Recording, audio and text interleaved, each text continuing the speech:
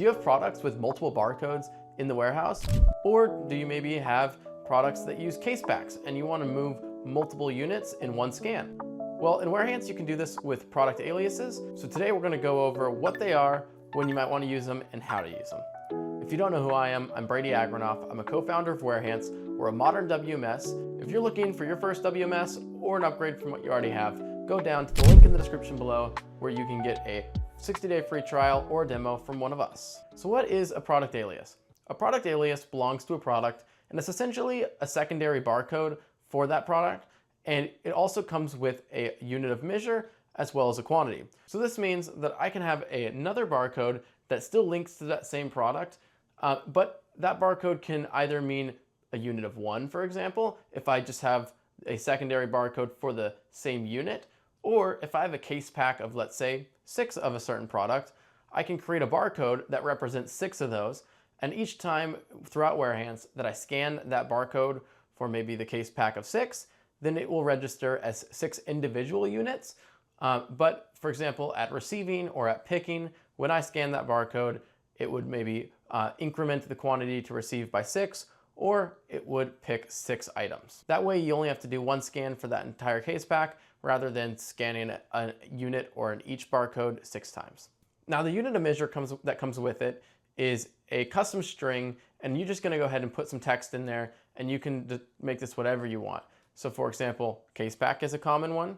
If you have a secondary barcode that just should be equal to 1, that's also common to see as unit or each, but you can put whatever you like here. So when would you want to use these product aliases? So when I was talking about what product aliases are, I went over a few of the cases briefly, but one really common one is, let's say you have multiple barcodes for the exact same product in the warehouse.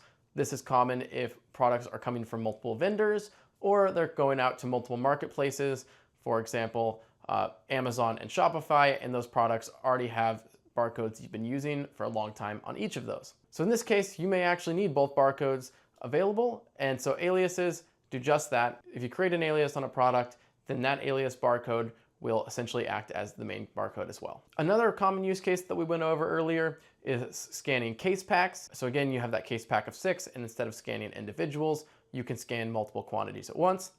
And then you can even go up as large as maybe pallets. So if you have consistently sized or quantitied pallets coming into the warehouse of a given product, you could even scan that, and it would even act as, let's say, 150 different units of a given product on a pallet, rather than scanning that product 150 times. Now, how do we create and use these product aliases in Warehance? It's pretty simple. First, you're gonna go to products, and then you're gonna click into the product you wanna create an alias for. At the top of the product page, you'll see some tabs, and you should be able to see aliases. So if you click into that, then you'll see another table, and this is going to have a list of aliases. Now, if you haven't created any, it'll show empty.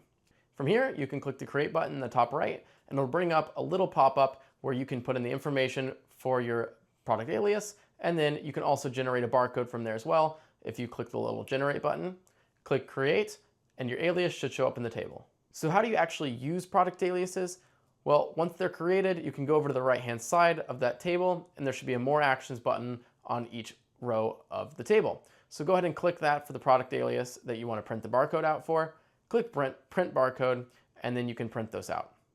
From there, you can just scan it like any other barcode in Warehance, and it will either register as a single unit if that's what you have your quantity set to, or as a larger quantity, maybe a case pack, for example, if you have it set to case pack of a higher quantity. So that's a really quick overview of product aliases in Warehance.